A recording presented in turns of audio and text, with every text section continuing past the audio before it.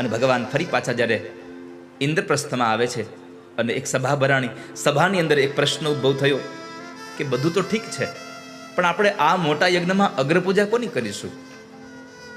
તો બધા લોકોએ અલગ અલગ ભગવાનના નામ આપ્યા, પણ જરાસંધના દીકરા સહદેવે કીધું કે આ પૂજાઓની અંદર અગ્રપૂજાને લાયક કોઈ હોય તો એકમાત્ર દ્વારિકાવાળા કૃષ્ણ છે, એની પૂજા કરો. આનાથી કોઈ મોટો દેવ નથી. એકમ શાસ્ત્રમ દેવકી પુત્ર ગીતમ. એક શાસ્ત્ર જો હોય તો દેવકીના દીકરાનું ગીત ગીતાજી છે. એક આ સંસારમાં દેવ કોઈ હોય તો દેવકીનો દીકરો જ દેવ છે, એનાથી મોટો કોઈ દેવ નથી ભગવાન. એટલે તમે એની પૂજા કરો.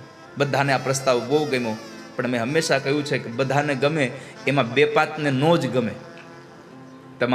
તમારો વિચાર, તમારી અગ્રપૂજા બધાને ગમે, એમાં બે પાંચને નો જ ગમે. એમાંય તમારા નજીકના હોય ને તો બહુ જરાય ન ગમે. તમે આગળ વહી ગયા, એનાથી સહન ન થાય. તમને કોઈક વંદન કરવા લાગે એ તમને જરાય સહન જ ન થાય નથી. અને પછી થાય શું ખબર છે? તમને 5 જણા પગે લાગતા હોય, એને 3 જણા પગે લાગતા હોય, એને 3 જણા પગે લાગે ને એનું સુખ ન મળે, તમને 2 વધારે જે પગે લાગે ને એનું દુઃખ મળે. આ દુનિયાનો નિયમ છે. પણ બહુ સીધી વાત મહાપુરુષોએ કરી છે કે જીવનમાં તમે ગમે તે માર્ગ ઉપર હેલા જાઓ, તમારે નજર, તમારું માનસ તમારે હાથી જેવું રાખો.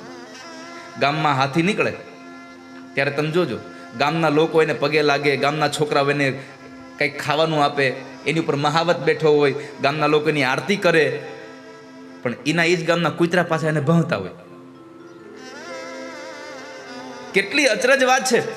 જે હાથીને ગામના લોકો પગે લાગે છે, ગામના લોકો એને કંઈક જમવાનું આપે છે, એ ગામના લોકો હાથીને પાછા, એ કૂતરા પાછા એને ભસતા હોય. એટલે આપણને વિચાર આવે, આ કૂતરાનું હાથીએ બગાડ્યું હું? હાથીએ કૂતરાનું કાંઈ નથી બગાડ્યું, પણ કૂતરાઓને ભસવું એટલા માટે આવે છે, એ ગામના લોકોને ભસે છે. તમે પગે કેમ લાગો છો આને? ગામ પગે લાગે છે ને એ મુખથી સહન નથી થતું. તમે આગળ વધો છો ને એ ગામથી સહન નથી થતું. પણ હાથી જેવું રાખવાનું, પગે લાગે એની સામે ન જોવે અને ભસે એની સામે ન જોવે, પોતાની મસ્તીમાં હાલો જાય છે માણસ.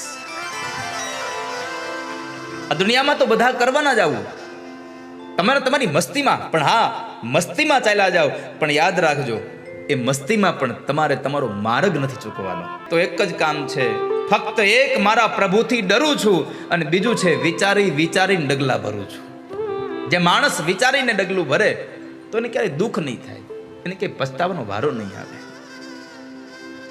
એમાં અગ્રપૂજા માટે ભગવાનનું નામ જાહેર થયું તો શિશુપાલને ન ગમ્યું, અને શિશુપાલ ભગવાનને ગાળો દેવા લાગ્યો છે.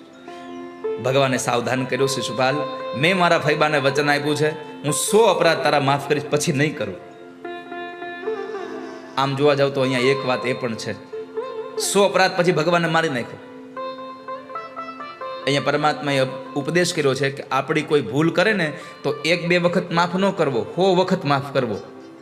કેટલી વાર? તમારું ખરાબ કરનાર માણસને 100 વખત જવા દેવો, પણ 100 વખત ગયા પછી ન સમજે તો પછી તમારે સમજી જવાનું. ઈ ન સમજે તમારે સમજી જવાનું.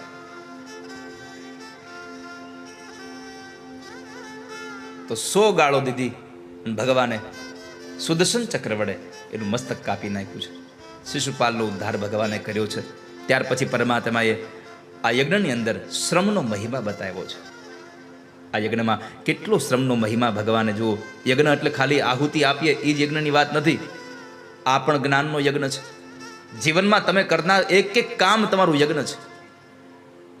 એ યજ્ઞમાં, એ યજ્ઞશાળામાં તમારી આહુતિ હોવી જોઈએ વાલા ભક્તો.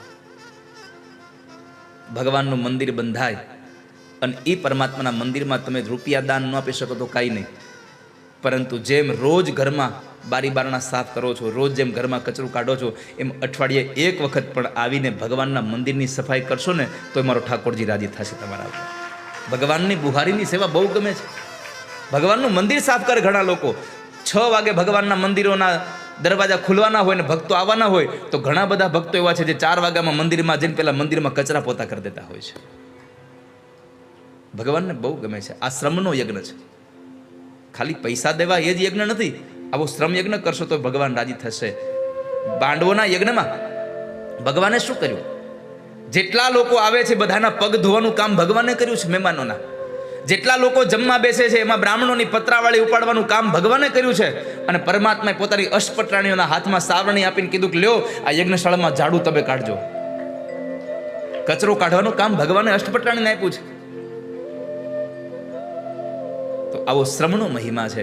તો જ્યારે જ્યારે આવા યજ્ઞો થતા હોય ત્યારે આવી મોટા મોટા માંડવા બાંધ્યા હોય ને ત્યારે આ માંડવાની અંદર આપણે બીજું દાન આપી શકીએ ન આપી શકીએ, પણ વહેલા જઈ અને ભગવાનના ભક્તો જે જગ્યાએ બેસીને કથા સાંભળવાના છે આ કથાના મંડપને ચોખ્ખા કરી નાખશો ને તોય ભાગવતજીનું ફળ તમને મળતું થઈ જશે.